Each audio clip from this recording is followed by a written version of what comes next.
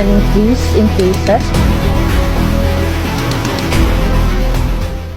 Larangan pemerintah untuk tidak melakukan kegiatan belajar mengajar secara tatap muka dikarenakan masih mewabahnya virus COVID-19 hingga saat ini, membuat tenaga pengajar dan murid terpaksa belajar dengan cara daring, salah satunya dengan cara menggunakan aplikasi Google Classroom.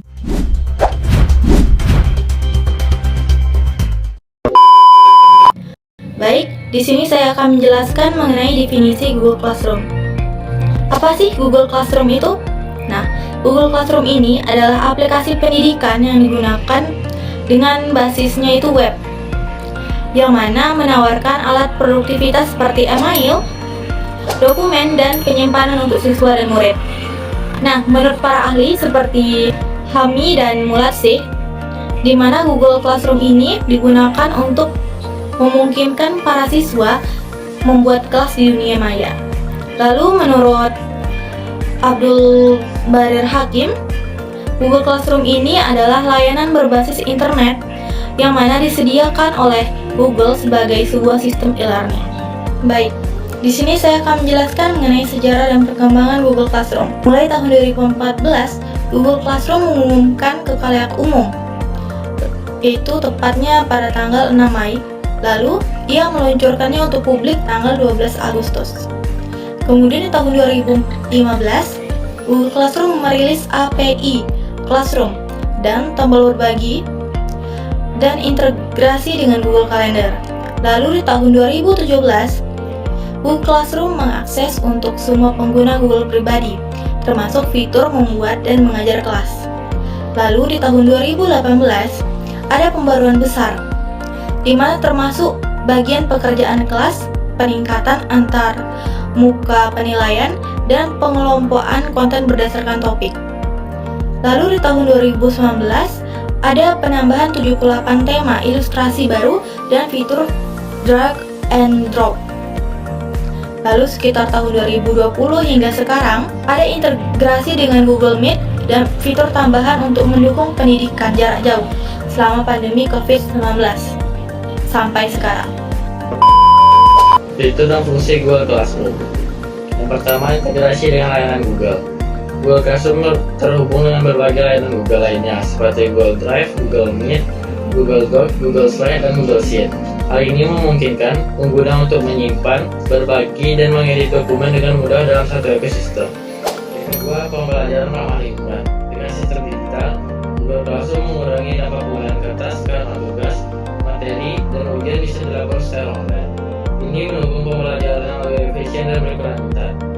Yang ketiga, interaksi dan komunikasi. Guru dan siswa dapat berinteraksi melalui fitur komentar, diskusi, dan pengumuman dalam kelas. Google Classroom juga terintegrasi dengan Google Meet untuk pembelajaran tatap muka secara visual. Keempat, aksesibilitas pembelajaran. Siswa dapat mengakses materi dan tugas kapan saja dan di mana saja, baik melalui komputer, laptop, maupun aplikasi di smartphone. Yang kelima, sistem evaluasi dan penilaian. Google Classroom memiliki fitur tugas dan kuis yang memungkinkan guru memberikan nilai serta umpan balik secara kepada siswa. Hasil tugas juga dapat disimpan secara otomatis untuk referensi di masa mendatang. Yang terakhir, mobilitas dan kemudahan akses. Dengan dukungan aplikasi di berbagai perangkat, Google Classroom memungkinkan guru dan siswa mengelola kelas dengan mudah tanpa terbatas pada satu lokasi atau perangkat tertentu. Beberapa manfaat dari Google Classroom. Yang pertama yaitu aksesibilitas kapan saja dan di mana saja. Yang kedua yaitu kolaborasi yang lebih baik. Selanjutnya yang ketiga yaitu efisiensi dalam penilaian. Yang keempat yaitu hemat waktu dan kertas. Selain itu, ada beberapa manfaat bagi mahasiswa, antara lain yang pertama, memungkinkan pengalaman belajar yang lebih personal, dikarenakan siswa atau mahasiswa dapat memilih metode pembelajaran dan alat untuk membantu mereka dalam belajar agar lebih efisien. Selanjutnya, yang kedua, meningkatkan komunikasi siswa, di mana dengan media digital tadi mahasiswa dapat berkolaborasi dengan guru ataupun siswa ataupun mahasiswa lain dalam metode pembelajaran. Yang ketiga yaitu membantu siswa untuk bersiap untuk masa depan. yang dimana kita tahu bahwa teknologi di masa depan akan semakin canggih. Maka dengan pembekalan dengan teknologi berbasis digital metode pembelajaran Google Classroom ini akan membantu siswa untuk beradaptasi dalam teknologi yang ada di masa depan. Nah, selanjutnya ada kelebihan dan kekurangan dari Google Classroom. Untuk kelebihan itu sendiri yaitu mudah diakses melalui komputer, tablet, iPad, maupun handphone. Lalu, dapat menghemat waktu saat pengumpulan tugas-tugas, serta bisa mempermudah dalam berkomunikasi dan membagikan materi di kelas. Lalu, dapat digunakan guru, tenaga pengajar, ataupun dosen. Kita tidak perlu menggunakan kertas dengan banyak. Lalu, memiliki sistem komentar yang menarik, serta ramah, serta aman dalam penggunaannya. Nah, kekurangannya yaitu bagi yang baru pertama kali menggunakan, mungkin akan sedikit kesulitan dengan fitur-fiturnya.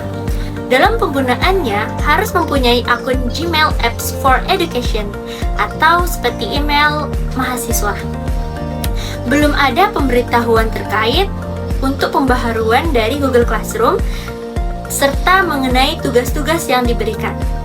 Lalu sedikit kesulitan untuk berbagi tugas ke teman yang lainnya. Tidak terdapat fitur kuis, tes secara otomatis, ataupun bank soal dalam aplikasi. Belum memiliki chat live dan juga video conference.